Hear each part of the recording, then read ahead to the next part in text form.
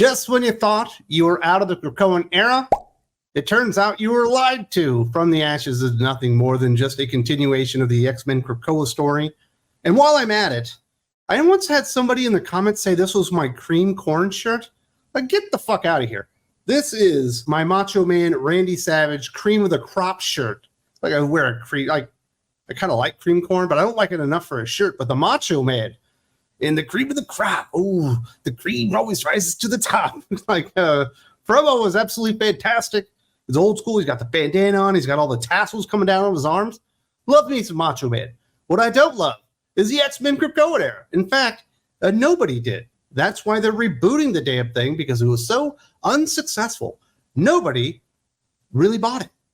Nobody cared about it, especially at the end where they really flubbed the landing. But at that point, you know, it was dead at that point anyway. They weren't going to be able to salvage it or save it. But we're supposed to be moving on to From the Ashes. From the Ashes of the Krakoan era, a better era of X-Men. But no, judging by the first named villain that we're getting in From the Ashes, we're not leaving Krakoa. Oh yeah, they're killing Deadpool again. Have we not seen that story enough? It appears Tom Brevoort, as the new group editor of X-Men, is already out of ideas. We're just going to replay the greatest hits of the fucking characters and continue on with this failed era of X-Men. And also, I don't know if you've heard this one, they're changing the code name of Fang. Bonus points if you remember who they changed to Fang, because this is like the character's 5th or 6th code name change at this point.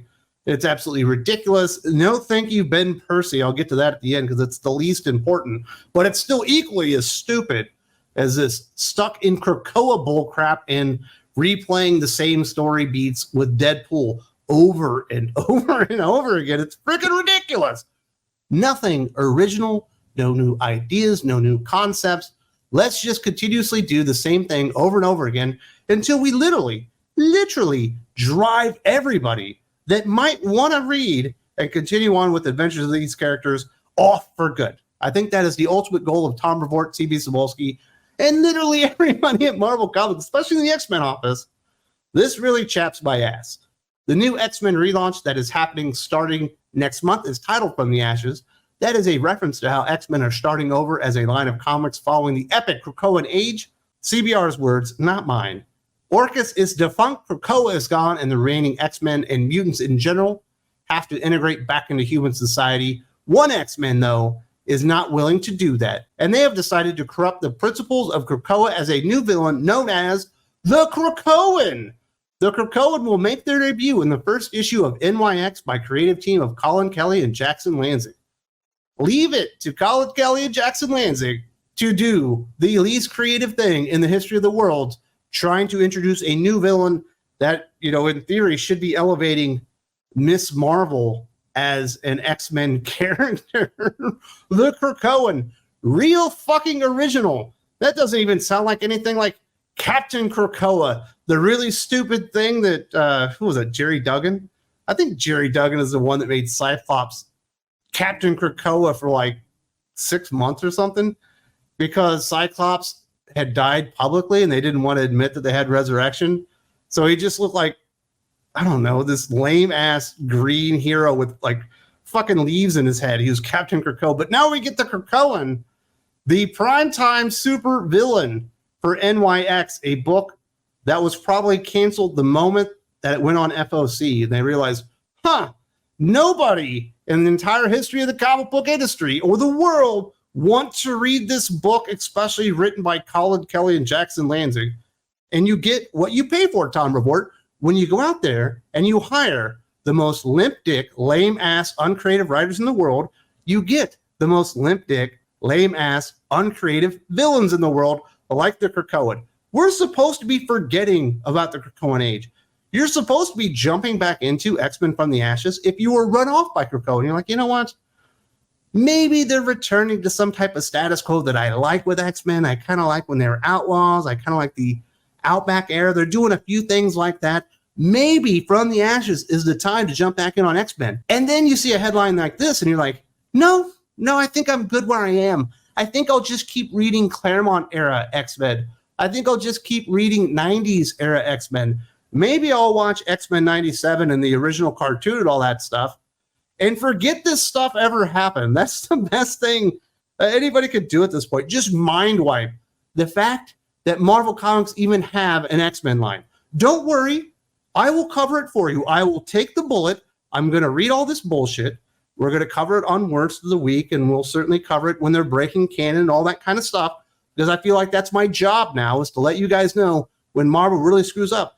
Stop wasting your money on this bullshit. I will take the bullet for you. You do not have to invest yourself, your time, and your money into any of this crap, especially when they're coming up with so original ideas like the Krakoan as the first big villain for NYX. It's a corrupted mutant that believed in the principles of Krakoa but didn't know what it really meant, and they've turned to evil only for $1 million. You know, well, I let you have the world back. It's this kind of stupid villainy. It's so hard calling it villainy. The only villainy going on at Marvel Comics are writers like Colin Kelly and Jackson Lanzig cashing their paychecks after putting no thought, consideration, or even effort into writing these goddamn comic books. They're the biggest crooks in all of comic books. These lame-ass people who pretend to be writers and cash checks from Marvel and DC Comics, but never ever try to do anything interesting with it. The Krakoan, there you go. We're really stepping away from that bullshit, aren't we? Next up, Deadpool might be having a major motion picture coming out next month, but that apparently isn't enough to keep the Merc with the Mouth alive and kicking in the Marvel Universe, as Marvel announced today that this September Deadpool will die. Of course, as we have seen in past storylines, including a Deadpool storyline literally titled Dead, there could be more than meets the eye. The monumental story will be part of Deadpool number 6, the final issue of the first story arc of Cody Ziglar's Deadpool series. I was so excited when I was reading that, the final issue of Cody Ziglar's Deadpool series, and then I realized final issue of the first story arc. They should be ending it on Deadpool number 6. Why did they put Cody Ziglar on this book? The dude has literally never written anything coherent, exciting, cool, and they put him on one of the coolest characters in the entire Marvel Universe, who is going to be in a major motion picture that's supposed to make like 1.5, maybe 1.8 billion dollars. It's supposed to be an enormous financial windfall. Why don't we kill the character off right about that time? And Marvel Comics keep doing this. Do you remember when Doctor Strange and the Multiverse of Madness came out? What did they do right before that? They killed off Doctor Strange. Remember when the Avengers were the hottest thing, not, in comic books, but in pop culture in general, the biggest movie franchise in the world? What should we do? Let's kill off the main characters and replace them with diversity versions of the characters.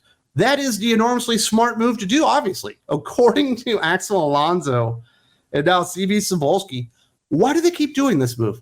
You have a big movie coming out. You're banking on it. It should generate interest in the character.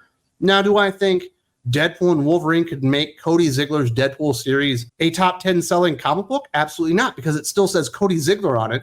But it could help to actually have a good Deadpool series out. They couldn't even do that, and now they're going to go kill the character off. And how many times are we going to kill off Deadpool? Literally, how many times are we going to kill off a character that literally cannot die? It's a running joke at this point, and I understand he's supposed to be almost like parody at this point, but come on, there's got to be something better than just killing off an unkillable character over and over and over again and like bringing him back from the dead and with, strange kids and all that kind of stuff. If you haven't checked out Cody Ziglar's Deadpool series, I strongly recommend you stay the course and never check it out, because it is absolute trash. The art by Roger Antonio is perfectly acceptable. It's not great, but it's not bad either. But my goodness, there's nobody that could save this writing. Todd McFarlane on Deadpool could not save it from what Cody Ziglar is doing as the writer. You could put fucking Alex Ross on the book, and people are like, well, it looks interesting. Well, my God, that story is dog shit. And that's kind of like the story of Marvel Comics. Even when they finally get a decent artist on a book, they waste it with writers like Colin Kelly, Jackson Lanzig, and Cody Ziglar. It's just, I don't know. It's mind-blowing. It's baffling. I feel like I'm living in an alternate universe. Like maybe when the Hadron Super Collider actually hit, I was taken from the real world and thrown into some weird pocket multiverse where nothing makes sense. And I'm just living in this fucking crazy world where people just do the dumbest things over and over again. Yes, let's introduce the first villain post-Krakoa, as the Krakoan. That'll really get us out of there. What should we do with Deadpool? At one time, one of the most exciting new characters in Marvel Comics history, had some staying power, had an audience around him. What should we do to make the character get bigger? Let's put Cody Ziegler on the book. Let's put Alyssa Wong on the book. How about a Kelly Thompson fucking Deadpool? Won't that get the character over? Said nobody in the history of the world. And then when you have what is likely to be the biggest Deadpool movie of all time, the biggest R-rated feature of all time, the big billion-dollar movie post Spider-Man No Way Home, what should we do when we do that? Let's fucking kill the character off. Yeah, that makes all the sense in the world when you're a dumbass. But that's just what these guys are doing. Now let's get to this big name change, this big code name change. In a tragic twist, Wolverine's son Akihiro has revealed that he's abandoning his hero codename for a far darker title, while Akihiro began life as a villain, twisted and bitter after being turned against Wolverine by his enemies. Recent years have seen him finally accept his father and fight as a heroic member of the X Factor. In a preview of Wolverine #2, Marvel makes it official that Akihiro is no longer going by his heroic Fang codename. Having been possessed by the demonic Bagra Ghoul, Akihiro has been brought back from death. Akihiro is now the Wolverine. Well, that'll really help Akihiro get out from underneath the shadow of his father, Wolverine, giving him the exact same codename that Wolverine has used in the past for his spell, just so you could do interesting variant covers on a story nobody ever thought was important. Yes, let's take, it's not even the sloppy seconds of Wolverine. This is like the sloppy force. This is the shit that was so unimportant that nobody would ever want to reuse it again. Let's put that on Akihiro, despite the fact that, he was Daken, and he was called Daken for several years, and that's what people kind of knew him as. Do you remember when they changed him to Fang? I remember it happening. I don't know what issue number it was. I think it was about 1.5 years, maybe it was 2 years ago. But then I don't ever remember seeing the character again. I don't ever remember anyone actually calling him Fang outside of the one issue, because no one fucking cares about Akihiro. You cannot get characters over by constantly changing their code name. You actually have to stick with something. Yes, maybe Daken is associated with him being a villain. You want to make him a hero? Just make him a hero and see if it sticks. There are plenty of villains in the past from Marvel Comics where they started out with one name, they became a hero, and they just kept it, and it worked. If the character's over, it doesn't really matter what their code name is. But giving him a new coat of paint and giving him a name that his father once used but doesn't use anymore, which I think is something that Fang was already to begin with, does nothing for Akihiro. Why was he Wolverine? Did you guys read Wolverine #1? This shit was so stupid. It's Ben Percy. He's doing this Wolverine series. I'm not interested, but I have to read all this bullshit because I'm a comic book critic. And I read The Sabretooth War from Ben Percy with Victor LaValle in it. And I think in the second issue, Sabretooth cuts Akihiro into about 80 pieces and spells happy birthday with his body parts, which is supposed to be shocking, and certainly was brutal and somewhat interesting. Apparently, we were supposed to be wondering how he was going to come back. I did not know that. It never made a big deal. I thought it was just a moment to motivate Wolverine and throw some stakes into the book. You're reading Wolverine, which is supposed to be Wolverine, but possessed by a demon. And Wolverine's like in a bar, but it looks like it's a flashback. And then at the end, you open it up and it's Akihiro's like stitched together face, and he's Wolverine. You're like, oh God, that was just as good as the Shroud becoming, who was the Shroud? I think Shroud became Moon Knight, and the Hood becoming Ghost Rider. A couple of other things that nobody blinked an eye because they just didn't fucking care. Stop changing this guy. He's not Wolverine. He's fucking Daken. He's not even Fang. Just call the guy Daken and hopefully we can get the character over. But let's remember, he is a fucking clone of a clone of a clone at this point. How many different iterations of Wolverine can we have and actually expect them to be important? None of them are important. Nobody even cares about X-23. Go through an X-23 series out there, let it compete on the market and see what happens. It'll be canceled in less than 12 issues because nobody cares. There's room for one Wolverine. If you want to make these characters tied to them and associated with them, that's perfectly fine, but they do need their own unique identity. And just having watered down lame-ass versions of Wolverine isn't going to do it. Like, I don't get it. Did you remember that he was called Fang? Nobody remembers because it wasn't fucking important. It never was important. Nobody ever took it seriously. And that's how you have to treat Marvel Comics these days, especially the X-Men line. You can't take it seriously. You can't buy into it. You can't invest in it. Not even with the regime change in Tom Brevoort. It's the same shitty ideas over and over again.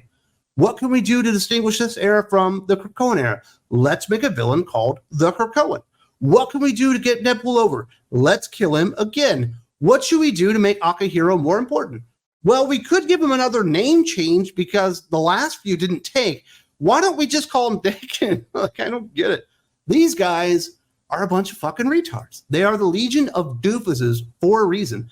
They literally cannot learn a lesson from anything, and they are being told all this stuff in real time. Trust me, they know this just as well as you and I do, but they just, for some reason, choose to ignore it. Maybe it's because Tom Brevoort has job security, that he can just regurgitate the same ideas over and over again and never, ever expect to be fired or held accountable for doing such a shitty job. I do want to invite you all to come over to the Patreon if you want more discussions about this and other X-Men stuff. And if you join up on the low tier, the $5 tier, you also get your name called out. You get a superhero name and a city project, which all comes out on Comics Aficionados, and you get some fucking awesome podcasts as well. If you haven't checked out Think Critical Patreon, if you would like to support me there, there's a link in the video description.